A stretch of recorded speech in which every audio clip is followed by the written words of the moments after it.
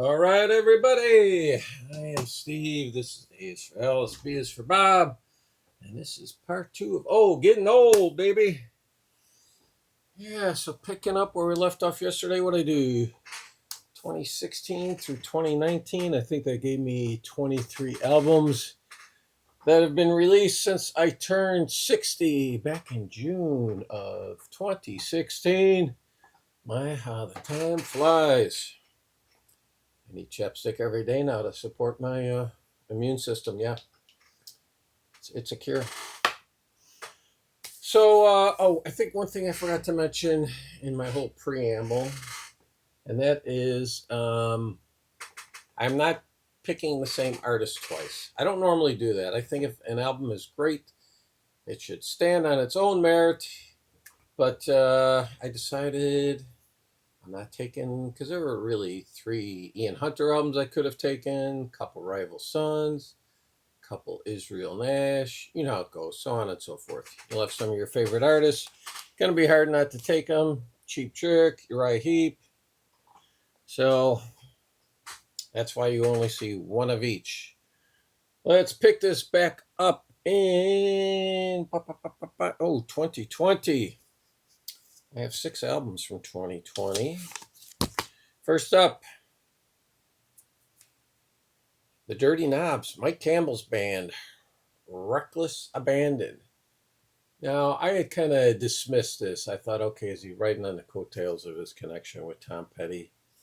But my good friend, your good friend, Americana Sam, a.k.a. Sam St. John, talked me into buying it. I have all 3 of these albums now from the Dirty Knobs, and I will tell you right here, the highlight of this track, Irish Girl, fantastic song. Up next, the original singer of the band Marillion. He's got it, No Solution. He's tearing up already. Just hearing me mention the name Marillion. This is, love the artwork on this too. Verschmelz.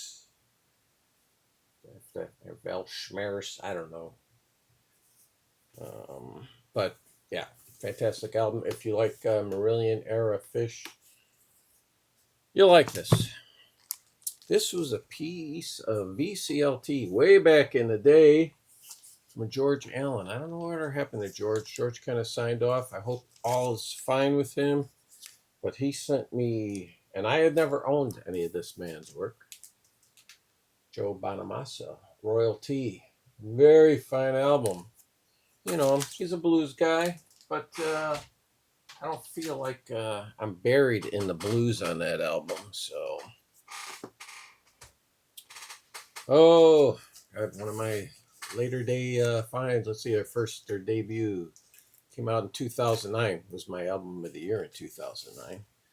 That is the fine Norwegian prog band Airbag and their album Day at the Beach. Look at all those little teddy bears buried head down first in the sand.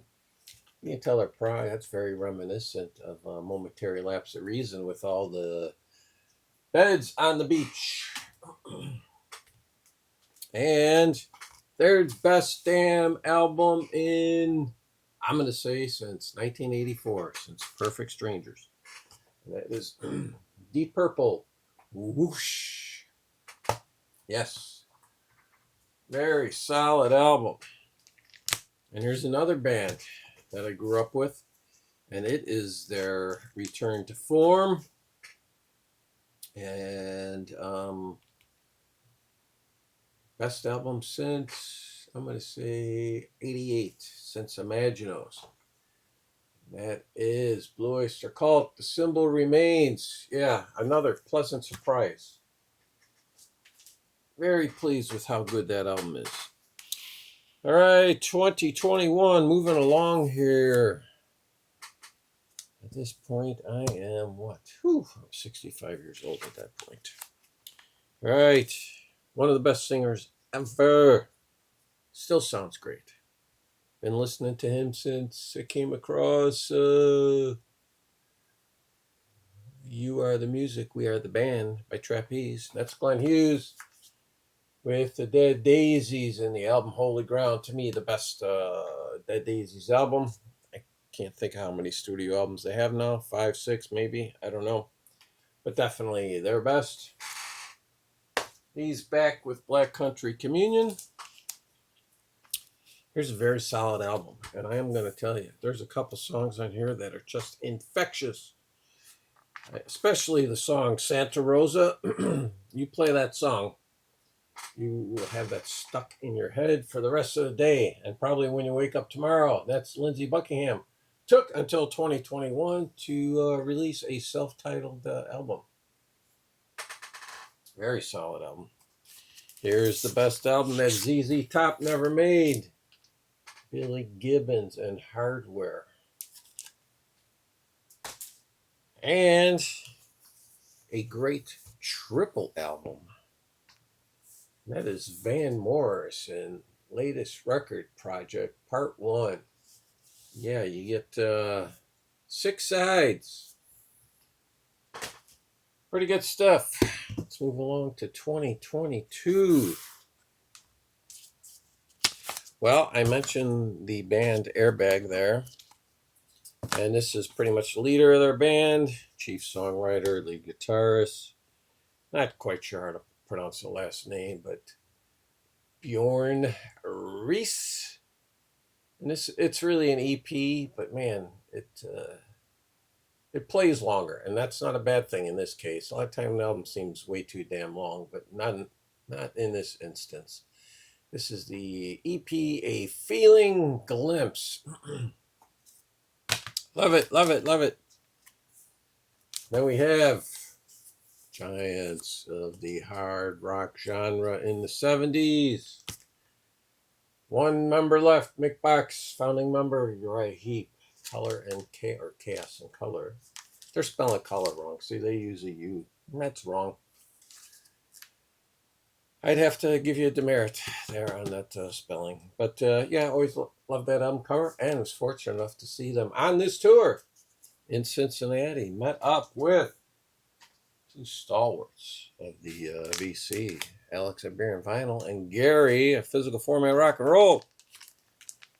Going down under. Now, never really got into this band, and for whatever reason, I took a listen to this album. And I liked the 30-second snippets I heard. I ordered it. And that is Midnight Oil, Resist. A very fine album. Comes on some spiffy red vinyl, too. I like that enough that I went ahead and ordered the box set of their entire discography.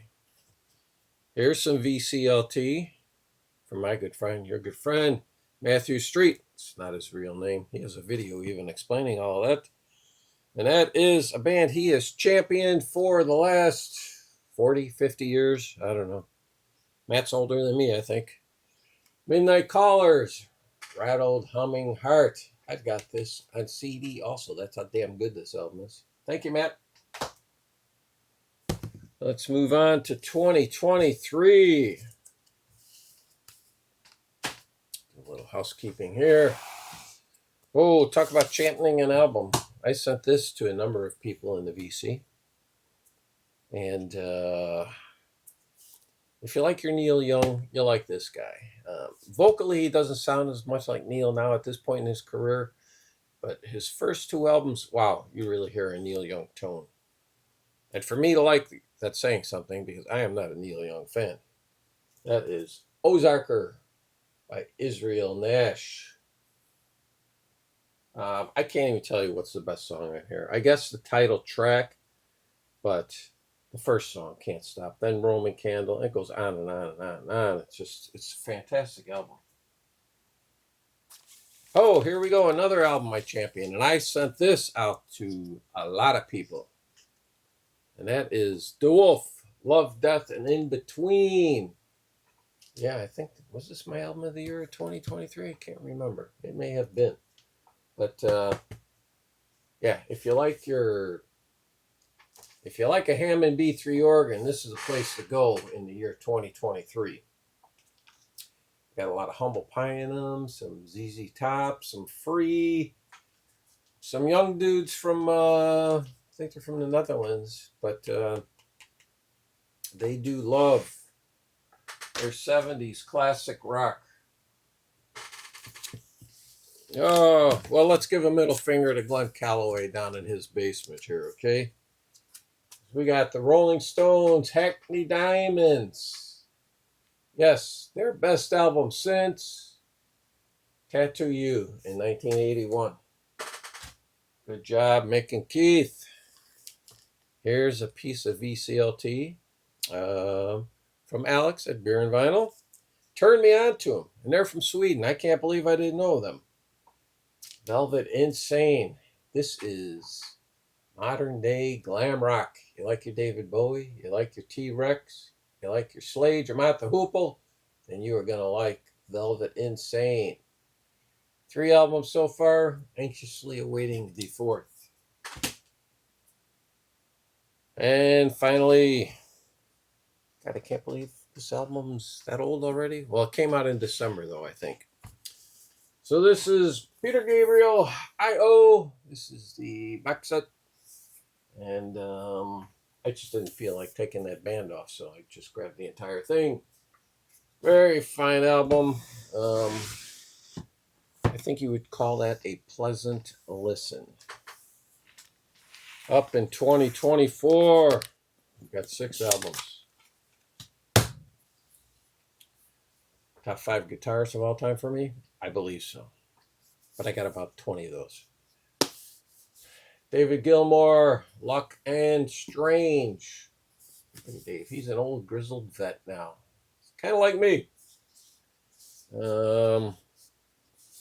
He has his daughter sing on, 2 songs on this, I think? She's got a very good voice, but you know what? I didn't need her. I want David Gilmour.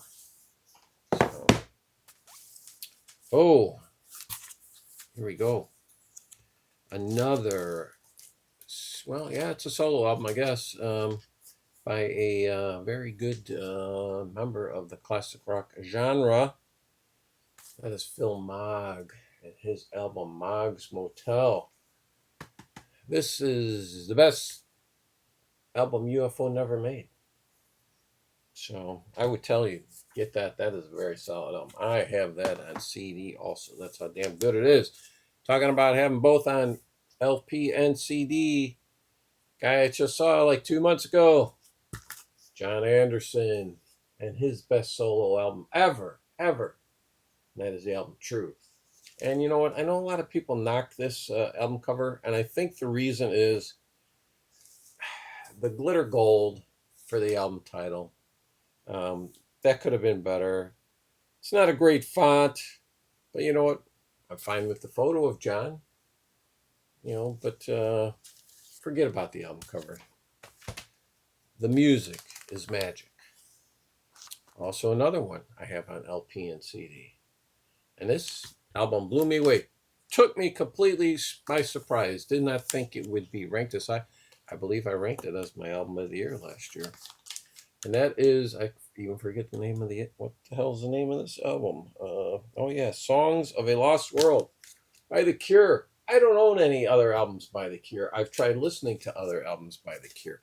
I don't like what I hear. But for whatever reason, I do like this album. Okay, what's this thing called again? Something about bastards, right? What are they? Dirty Bastards? Is that what it is? I always forget. Happiness Bastards. Now, 30 Bastards is a movie, wasn't it? Isn't that Quentin Tarantino movie? Black Crowes. Talk about a return to form. Yeah. This could have been their 3rd album. Could have followed up the debut in Southern Harmony. And then an album I completely forgot about because while I'm compiling this list, and then I'm like, man, I haven't even played this. Well, I looked, I think it was like 7-8 months, so kind of forgot about it. And that is Bruce Dickinson, the Mandrake Project. I wanted to say Mandrake Root because that's a Deep Purple song. Normally, if I say Mandrake, Root follows. Good on you, Bruce. Better than the last Iron Maiden album, that I can tell you. And 2025, what we're basically at the halfway point. I only have 2 albums so far that I really like. And I showed this album before, and I love this album cover. This will be displayed prominently once we make our move. And that is Pattern Seeking Animals. Look at that. God, I just love that artwork. And Alex at Beer and Vinyl made a good point. He says that it's very reminiscent of Steven Wilson's videos, and it is. Almost makes me want to check to see if it's the same artist had anything to do with that. And then here we go. An album that just took me by surprise. Somehow, one day it popped up on my feed, and I'm like, why am I getting a recommendation of this guy's album? But John Cafferty and the Beaver Brown Band, Sound of Waves. Yeah, it's a horrible album cover. Just ask Trevor, he'll tell you. But you know what? It is a solid rock album. And I will tell you, those first two songs, Palisades and Day in the Sun, they will have you hooked. Just listen to those two songs, and you will run out immediately and buy that album. So there you go. That takes care of it. Thank you, everybody. Had a lot of great comments on part 1. Wrapped up part 2. That's it. I've got a lot of albums to play over the next week, so that is it. Thank you.